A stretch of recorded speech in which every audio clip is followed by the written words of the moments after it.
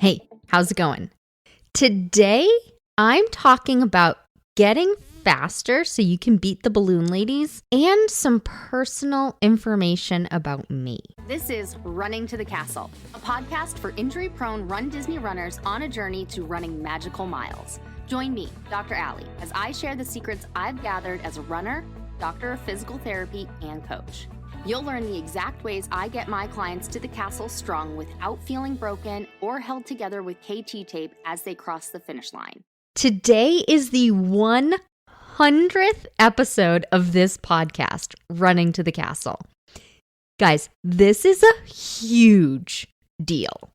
Less than 7% of podcasts make it to 100 episodes. I will say it does take work, so I can see why a lot of people don't keep pushing through. I know most of my episodes are short. Spoiler alert, this one is not short. And I do it on purpose because I want to keep them digestible and actionable without a whole lot of rambling. You may have noticed that I ramble occasionally, but I don't ramble a ton. I don't just go on and on and on. That kind of stuff drives me nuts. If I'm listening to something, just get to the point. Just tell me. So I kind of translate that into how I do my podcast. So, I'm a get right to the point kind of person. But another reason I keep them short is I make these all myself. I think up the topics, get the outline ready, record it, edit it, upload the podcast to the podcast platform, upload it to my website, create the images, everything. Anything you see or hear came from me. I'm a one-woman show over here with my business, and that includes my podcast. So thank you for listening and subscribing. If you aren't subscribed to the podcast yet and you enjoy these episodes, please, please, please subscribe. When a listener subscribes, it tells Apple or Spotify or wherever you're listening that this information is interesting and helpful. And as more listeners subscribe, these platforms will recommend the podcast to other runners. It's incredibly helpful to subscribe and leave ratings and reviews. Thank you so much. So today I'm going to map out exactly how to get faster so you can beat the balloon ladies. This is specifically talking to injury-prone runners who find themselves in the back of the pack, last corral. When you're getting injured every time you hit higher mileage, it's really frustrating and worrying. Frustrating because you know you could do the distance if you could just stop getting injured. Worrying because if you can't run more than 8 miles in a training run, how the heck are you going to run 48.6 miles? My clients have literally said these things to me. They don't get proof of time, they run slow, so they aren't looking for qualifying for other races. They just want to be faster than the balloon ladies, get a buffer so they aren't panicking the whole race, and finish without getting swept. And it'd be such a bonus if they could get a character photo or two. So I'm mapping that out today. And I'm also going to share some personal information about me. It's been 99 episodes, and I don't share a ton about me on here. I share some on Instagram stories, but even then, I tend to be a little reserved and private, partly because that's just who I am. But also, if you're following along, you want to finish your race.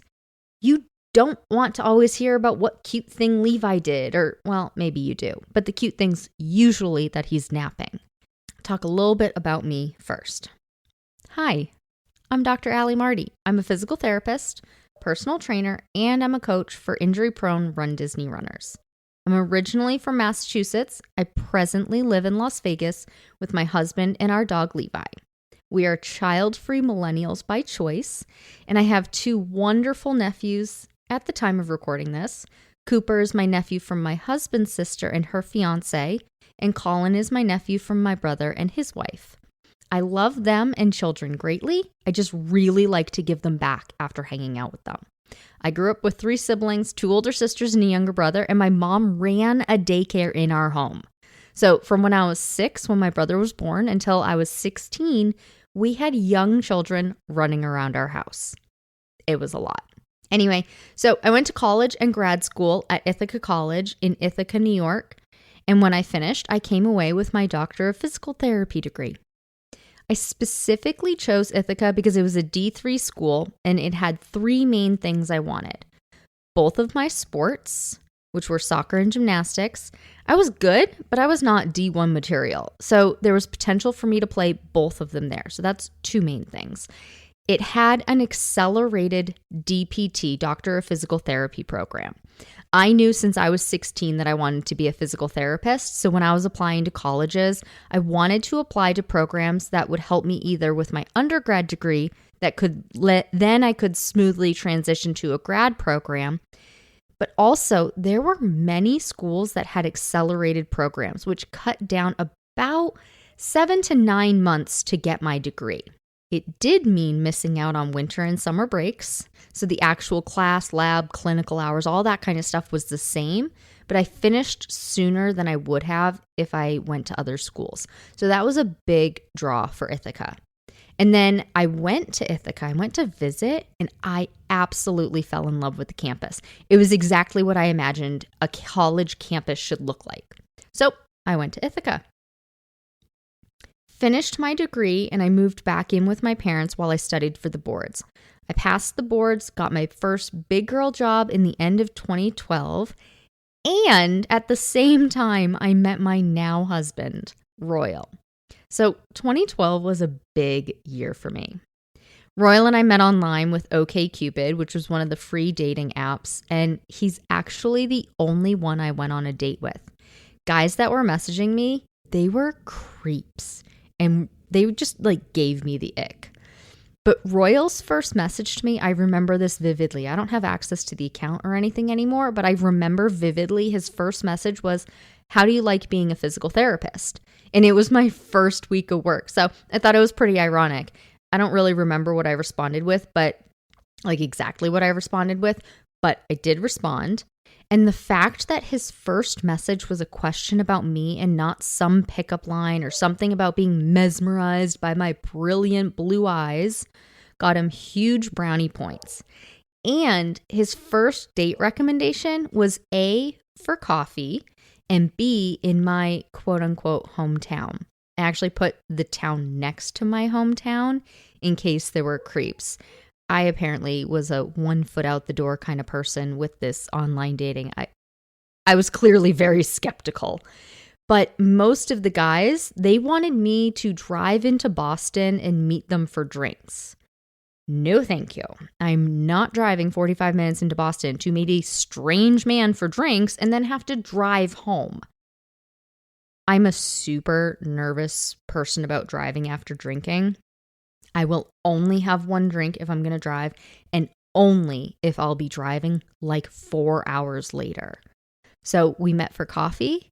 We continued to chat online for a bit, but it was right before Christmas. So we went on 2 dates before he traveled back to Vegas, where he's from, for Christmas. And we didn't chat much. But apparently his sister told him, he told me this later, his sister told him that he needed to wait until I texted him to make sure I was actually into him.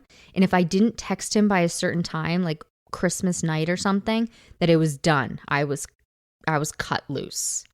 Well, luckily, I got tipsy and I texted him about how awkward it was playing Cards Against Humanity with my entire extended family. And then we moved in together by April. So a year later, we added Levi to the mix. We got engaged in May of 2015. We moved to Vegas in 2016, got married that June with our immediate family at a Vegas chapel downtown. Him in a suit, me in a beautiful wedding dress that I found for less than $500. And Levi got to participate. It was perfect. Levi, in case you don't know, is our soft-coated Wheaten Terrier. He just turned 11 years old, so he is a bit of a grumpy old man, but we love him. He is so well behaved and has a wonderful temperament and personality. We really lucked out with him.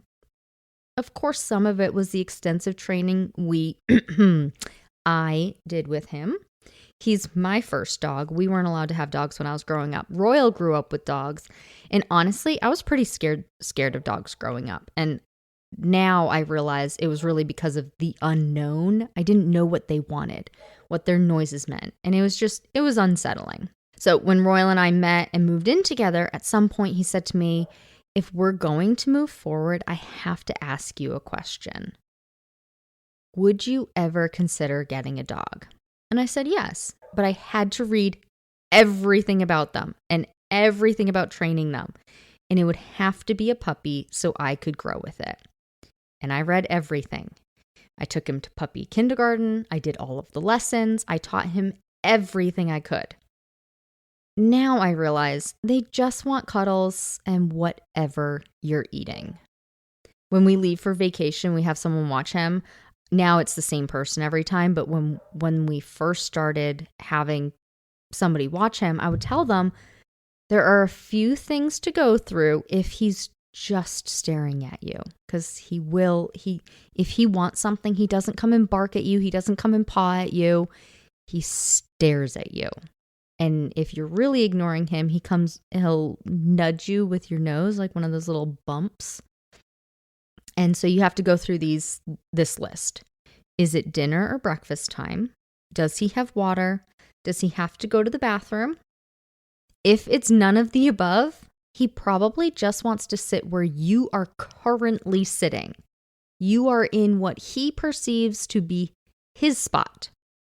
And if you've seen my stories on Instagram, it's usually him not sharing a spot with me on the couch or my crochet chair. It's his house. He just lets us live in it. As I'm recording this podcast episode, I am scrunched in my chair and he is taking up as much space as he wants, and he keeps kicking me because I'm not far enough away from him, yet he wants to be touching me, and I am using him as an armrest, so he grumbles every little bit of time. But that's how we usually record these episodes. Yep, there we go. He's just kicked me again. That's usually how we record these episodes, with him trying to get more space. I wouldn't change it though. A few years ago, we did have a big health scare with him, and he could not stop fainting. Like literally every time he got excited, which if you know Wheaten Terriers is like all of the time. And if you don't know, Google Wheaten Greeton or Wheaten Greeton and see what a traditional Wheaten Greeton is. And then go ahead and DM me on Instagram. Send me the video you found. I love watching dog videos, especially if it's a Wheaten. Anyway, going back to his health scare, it turns out he has a genetic condition which Wheatens are prone to. We didn't know about it. As much research as I did ahead of time, we didn't know about this genetic condition. And I don't think where we got him from knew he had it. Anyway, it's called PLN, protein losing nephropathy. It's a kidney problem, and it means he's losing protein through his urine. Well, one of the proteins dogs have is a clot buster, and since he was losing all this protein, his blood clotted, and it lodged in the artery between his lung and heart. So every time he got excited and his blood pumped hard, it would back up at the clot, and his body's defense mechanism was to faint or pass out. So we got to the point, I'm going to try and say this without crying. Nope, not going to work. Whew.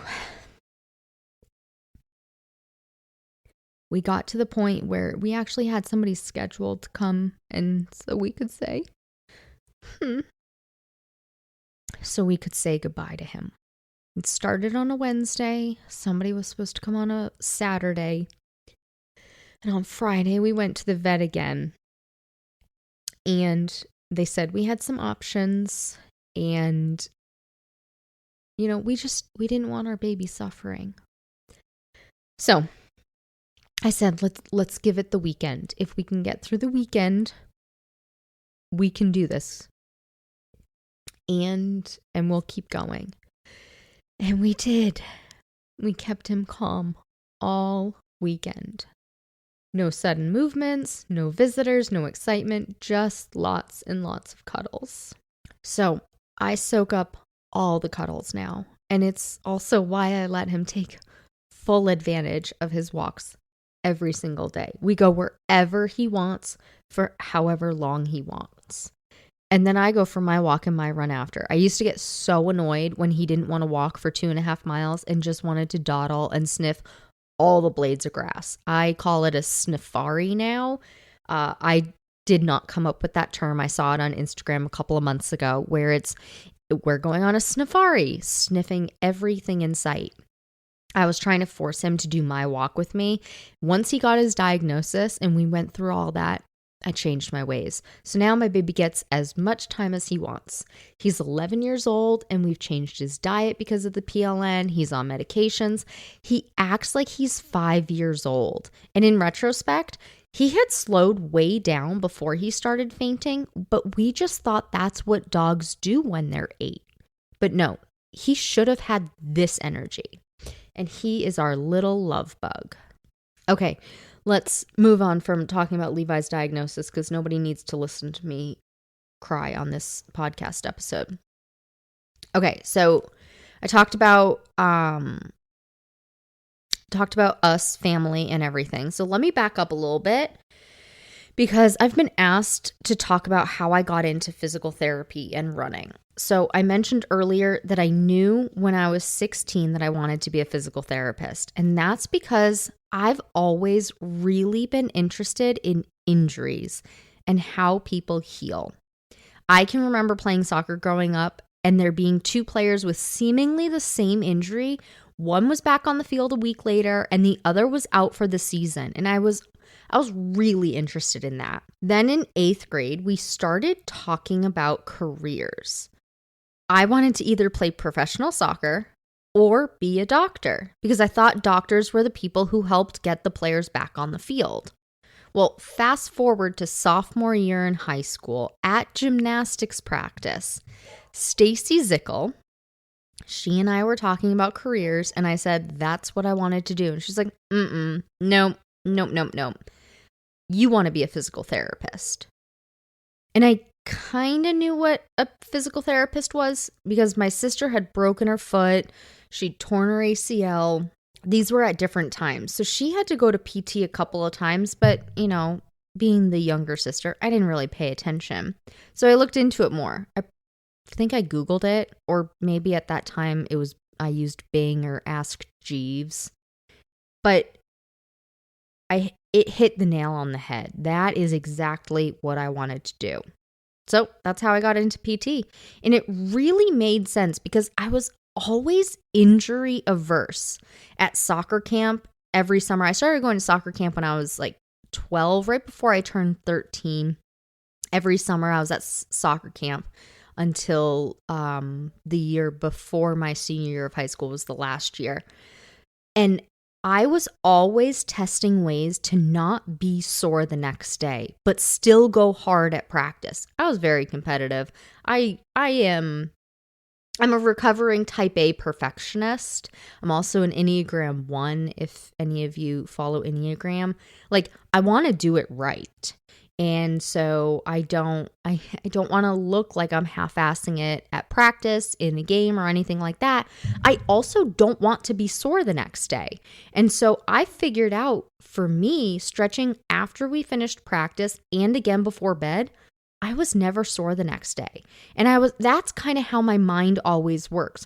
How can I adjust something differently based on how I'm feeling or now how my clients are feeling to make it so that we can keep going without the pain, the injury, the soreness. So that's how I got into PT. Now, what about running? Running's a little bit different. Often you hear coaches say, oh, I've always been a runner. I was in cross country. I was in track and field. I was doing races when I was in high school. Well, not me. It's often assumed I've always been a runner. It's also often assumed I am very strong. I am not. And when I was in middle school and high school, I barely ran. I did have to run 2 miles for a few years to make the varsity soccer team, but I was goalie, so I did not have to run that much. running was our punishment. And it wasn't until I was in college that I actually started like running. And it was really because we had a free gym on campus. Well, free to us. We obviously paid for it through tuition and room and board and whatever. But I lived in the dorm literally next door to the gym. So it was really easy for me to go and run on the treadmill.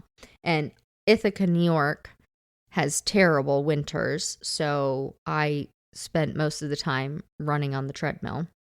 It was also really easy because, like I said, right next to my dorm, but also showers there. And in addition to the gym just being right there, I had gained the freshman 15, or what I thought was the freshman 15. Turns out it was just side effects from a medication. And I found that out because as soon as I was off the medication, the weight fell right off. But I started running because of that. And then in my sophomore year, I started working at the gym, and I needed to kill time between class and my work shift. And it would be like these odd amounts of time. It would be like 50 minutes, 75 minutes, or, something random like that. And at that point, I lived across campus and had no car. And it was a big enough campus that you actually could walk it very easily. Like it was probably less than a mile from one end to the other. But Ithaca College was built into the South Hill in Ithaca. So it was uphill. And then in the winter, it was uphill in the snow or sleet or hail. So often I would just go kill time at the fitness center. But I would go and like when I had like 75 minutes, I would go and run for like an hour. And I also needed to study at the same time. And so since I wasn't going back to my dorm or apartment, which could be a 20-minute walk, 20 minutes there and then 20 minutes back, 40 minutes. It's like I just have half an hour.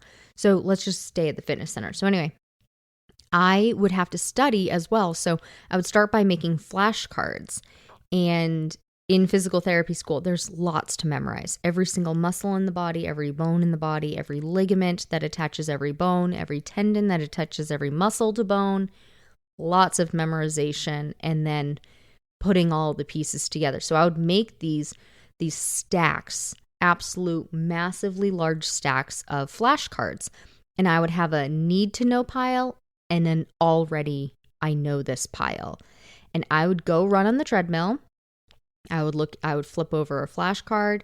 I would see what, if it says biceps brachii, one of the arm muscles, it would be, okay, where does the muscle attach at its top end? Where does it attach at its bottom end? What nerve goes to it? And what does the muscle do? And I'd run through that scenario until I could memorize it. Once I could memorize it to a T, it would go in the I know pile. And I would run until every single card was in the I know pile.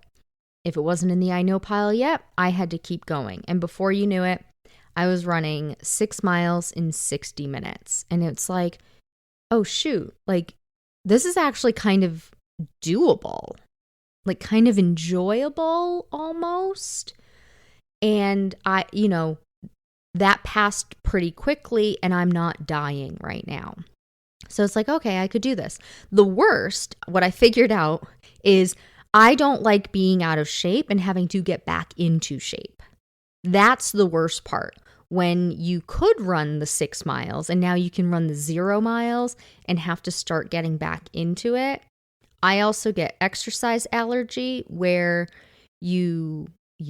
I get incredibly itchy. I break out in hives and I get like the vascular edema, where it's like that thin layer of swelling around and in your blood vessels. It's a whole thing. Read about exercise allergy. But I get incredibly itchy when I'm out of shape and getting back into shape. So I try really hard to never get completely out of shape. I go in waves, of course, with my different phases of the running journey, build, training, taper, all that. But I try to make it so that I'm never completely out of shape because it is miserable for those 2 weeks getting back into it and getting my body to adjust to it. Now, not only do I just get itchy, I break out in hives because I had an allergic reaction a couple of years ago to a medication. And now I'm just like low key itchy all of the time. So it's like at that threshold where if my body temperature raises too high or I get too cold, if I'm going in either of the extremes, I break out in hives. So it's a fun little party trick there. But so that's how I got into running. And then being in the PT field, most of my friends were athletes or former athletes. So I'd run with friends, kept it up through the years. And then when I met Royal, he liked doing triathlons, the half Ironman distance, which includes a half marathon. Now, I wasn't into cycling or swimming, but I was into the running. So in 2013, we trained for a half marathon together. And then I trained for another one after that. So our first one was July 2013. I do believe it was July 13th, 2013. Ran a half marathon, Jamestown, Rhode Island. And then I ran the rock and roll half in Providence for my birthday in September in Providence that year as well. And it was a lot of fun to run those races. I'm competitive, but less competitive than Royal, and I'm a lot slower than him. So we soon realized we couldn't or shouldn't train together. And I also enjoy running by myself. I'm not somebody who's just going to go to a run club. Running is my me time. It is a good way to relieve stress. I can reset my mind on a run. So if I'm in a bad mood, get in a fight, something makes me mad, I can go for a run and reset completely. I've mainly kept running for myself through the years. I've learned a lot. Like running slow on long runs is so much more enjoyable than trying to speed through it. So I save the fast workouts for the short runs. I like to say I'm looking for a reverse PR. Like how slow can I get without walking on my long runs? The slower I go, the better. And since I've been busy, like leaving the PT clinic in 2018. So I worked in PT clinics in Massachusetts, then Rhode Island, then when I came to Las Vegas. Then at the end of 2018, I decided to go out on my own. First, I was in home health. Then I did outpatient home visits through my own company, and then switching completely online. COVID helped push me completely online with telehealth, and then transitioning to run coaching completely online. And it was a great transition because I'd been working with patients with knee problems for years. That always included lots of runners, plus plantar fasciitis and Achilles problems, also two big problems for runners. And my oldest sister had been involved in runDisney races since 2014. But before I started my own business, I did not have enough PTO to ever take enough time for race weekends. And then both my husband and I owning and running our own businesses since 2018, I didn't have the ability to drop what I was doing to go do the races. Plus, COVID shut them down for a few years. Then in 2023, I decided, you know what, the time is right. And I signed up for the 2024 Marathon Weekend Half Marathon. So now I'm not one to do like the whole race season. So I just did one in 2024. And in 2025 right now, I'm signed up just for chills and thrills. Maybe in the future, I'll do more throughout the year, depending on what my life schedule and everything looks like. Who knows? But it was really great because with runDisney, I started transitioning from my clients being local to branching out into the entire US. And it just made so much sense for it to be runDisney runners. First of all, I love Disney. Second, I was seeing so many comments about slow runners or overweight runners that they shouldn't be running. Like seeing those comments about runners taking longer than 6 hours at a marathon, having no business being there, that's a stupid comment. Like, get off the internet, go home. Like, they're dumb trolls. And then if those runners are struggling with injuries, if that's the thought process that other coaches, and I know some of those comments came from other coaches, if that's what other coaches, that's the thought process they're having, how are these runners going to get the help they need? Or I know for a fact doctors that tell runners to lose weight, take excessive time off from running, or stop running completely when they have Achilles problems, IT band problems, plantar fasciitis. And I'm over here just like screaming at the computer, just seeing these comments because it's not true.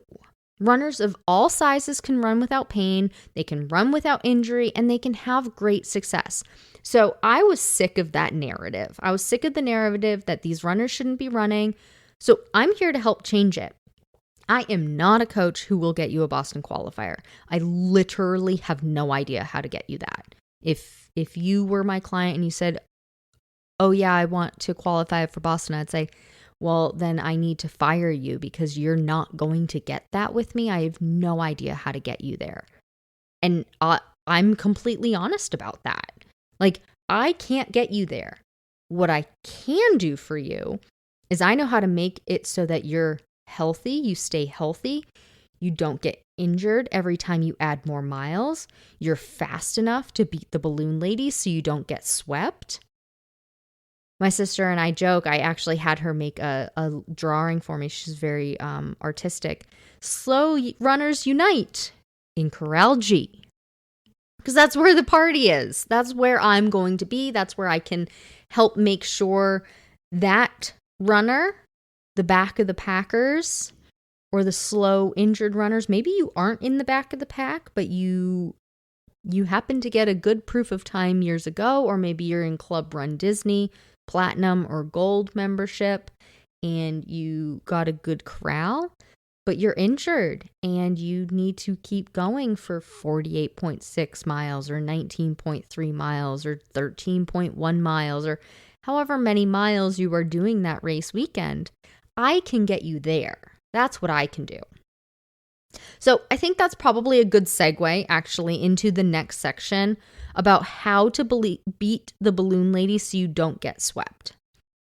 So I use what I call the triple S method, speed, strength, and stamina method. This is where we answer 3 questions about each of these categories: how much, how often, and how long, so that you can create a cohesive program that meshes these 3 important aspects of your speed, strength, and stamina together. Because you need all 3. If you only have 1 or 2 of these 3, you won't succeed. You may be fast, but you'll be injured and you can't go for a long period of time. Or maybe you have the stamina so you can go for a long time, but you're not fast enough so you get swept. Or if you just have strength, you may be injury-free, but you can't run fast or for long. Or maybe you have 2. You have stamina and strength. Well, then again, you aren't injured, or you may not be injured, and you can go for a long time, but you're not fast enough to stay ahead of the balloon ladies. So see how you need each of these 3 to work together to make it so that you go the distance and you stay fast enough ahead of the balloon ladies. So you need to figure out how much, how often, and how long. Meaning, for strength, how much weight do you need to lift? How often do you need to lift? And for how long? For speed, you need to know how much speed you need or how fast you need to go. How often do you need to do that? And for how long do you need to do that to make improvements? For stamina, you need to know kind of 2 things for the how much or how many miles you need to run, or said another way, how much time do you need to be out there on your run? How much time on your feet? Then how often do you need to be running that much? And how long do you need to do it over and over again to build up your endurance? So the how long one is important so that you don't stop too soon. So many times I have clients asking me for something different with their workouts, whether it be a different strength exercise or different running mileage, after just doing it for 2 or 3 weeks. And I am always happy to adjust training plans for my clients, but I always ask why. And I'd say about 10% of the time, it's because they don't like the workout. It's just not enjoyable. The other 90% of the time, they're asking because it isn't working yet. And almost nothing in the running world is going to work in 2 to 3 weeks. For strength, endurance, and speed, they each take 3 to 4 months to see significant changes. So when in doubt, give it 3 to 4 months. But of course, if you're training for something like dopey and you're injury prone, the stamina and endurance, without getting injured, it's going to take you 6 months. Many RunDisney runners are new to the running space. They were kind of like me. They weren't runners before. They like Disney, want to go to Disney, and saw an opportunity to run at Disney. But they weren't runners first. And so there can be this misconception where you make a lot of progress in the beginning and then you plateau or you get injured and everything plummets. It's very misleading because when you start anything new, as you're practicing it, you're going to feel better and better in the beginning. And then once you've been doing it for a little while, things are going to taper off. Things are going to plateau and you're not going to be seeing as much progress. Part of that plateau is because you went too far too fast. You added too many miles all at one time and your body is almost rejecting those miles, so to speak. You know, you added 2 miles every week to your long run and now you're 6 weeks in and you're doing 8 miles for a long run and starting to get hurt. Well, that could be because you aren't also adding strength exercises. It could be because you added too many miles too fast. It was too much load on your body and it can't keep up anymore. And so then you see this plateau and you're just not making any more progress. It can be really defeating, but you haven't given it enough time to really see the gains you can make. And that goes along with the how much. So in that instance, that was too much.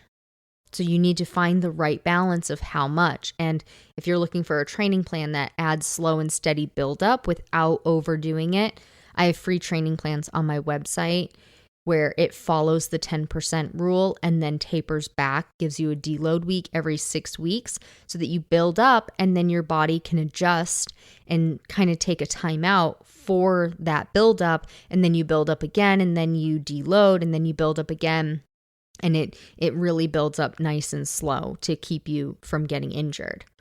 But the how much for everything, that can be answered with testing.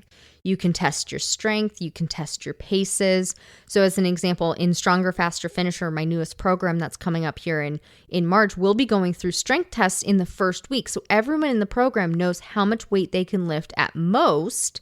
And in the third week, we do pace testing. So everyone in the program knows how fast they can sprint and how slow to go on their easy runs. And I take that data from the testing to form light, medium, and heavy weights and easy, moderate, and hard paces.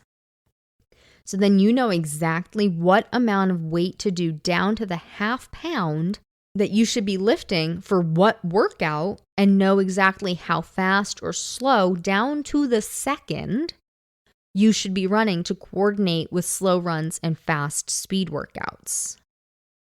Then, of course, the how often should you be lifting that weight to see results? How often should you be running each of those paces to see results? And then we've talked about the how long. So start with figuring how much weight you should be lifting, the right amount for you. Take that information, make light, medium, and heavy weight amounts for each of your exercises. Then your pacing. Test your pace to get your easy, moderate, and hard paces. Use that information to formulate your easy long run pace and how often you're running that pace. And then your moderate and hard paces to make your speed workouts and how often you practice those. And if you've downloaded my free training plans, you know I recommend strength training three days a week, usually 2 to 3 days a week. Speed workouts 2 days a week, and your long run 1, maybe 2 days a week, depending on what distance you're running, what race distance you're running. And work on those for 3 months to build up your strength and your speed before you ever start official training for your race. It's important to start building your strength and speed at this time because once you begin official training, the priority is stamina and endurance, getting in the miles, getting time on your feet. So, of course, you'll still be strengthening and doing speed workouts, but they won't be as much of a priority during training. You really make massive progress in that before official training even starts. That's why if you've worked with me one-on-one in the past few months and we started within 12 weeks of your race day, we didn't do a ton with strength or speed because it's not enough time to focus on all of it at the same time. We had to prioritize, and priority during that time frame is getting time on your feet, getting the miles and the time on your feet. So right now, for example, I'm base building for Chills and Thrills before official training starts in May. So I'm aiming for 3 days a week strength, 2 leg days, and 1 upper body. And then I'll do core all 3 days. I will be completely honest. I do not like strength training. I do it because I know what it does for my body to help support it, keep me injury free, and keep me running for years. But if strength training wasn't so good for me, I'd stick with walking, running, and stretching. But that wouldn't help me, and I practice what I preach. That's another thing about me. If I wouldn't do it, I don't recommend someone else do it. Certain exercises I flat out won't do, so I'll never program them for somebody. Burpees? Hell no. So I recommend 3 days a week. I aim for that. I don't always hit it, but reach for the moon, land among the stars. I'm doing a leg day with heavy dumbbells, a leg day with moderate dumbbells or ankle weights so I can do laying down exercises based on my runs that week. And since I'm in build phase, I'm doing a total of 3.7 miles-ish as my long run, but it's a combo of walk, run, walk. So the first week, as an example, it was 1.25 mile walk, 1.16 mile run, and then 1.25 mile walk. And I did heavy leg day, that day standing exercises. Then I'm doing 2 speed workouts a week, and these workouts should be doable, but I can't keep going after that. So right now they're 30 minutes total, warm up and cool down. So the actual speed work is only 10 minutes, and I am spent. I don't feel like I could do more than 10 minutes of speed work, and that's the way it should be. I push myself hard for those 10 minutes. Now, over time, I'll be adding to it until the total time is 45 minutes. So that will be 25 minutes of speed work plus my warm up and cool down.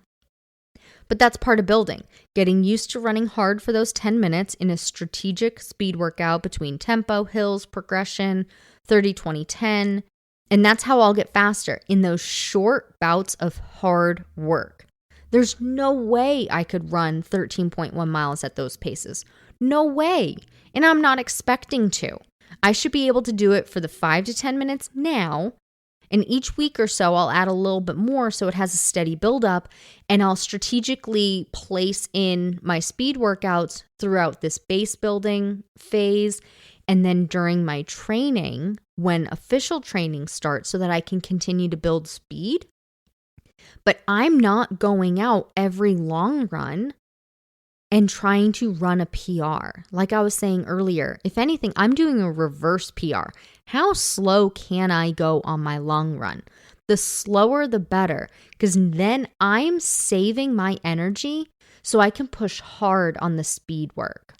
That is the number one mistake I see runDisney runners making, is trying to run all of their runs, especially every long run, faster.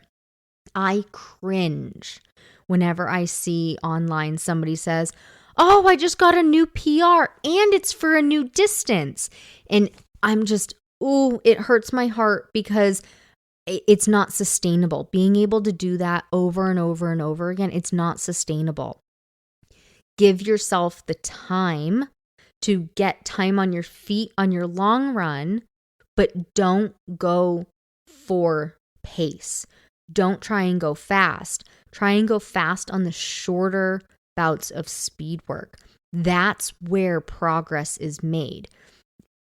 Injury happens when you try and go too fast and too far, and burnout happens.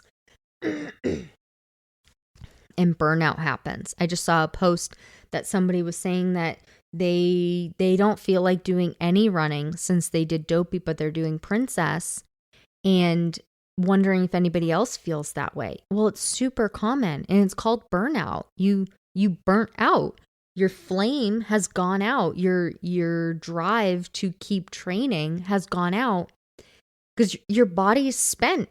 That person is probably exhausted. And one way to avoid that is to divide up what you're doing on different days so that you can really push hard on your short days. So not only is that where you get faster, it also improves your longevity of training. And you will be motivated to keep training for Princess after Dopey.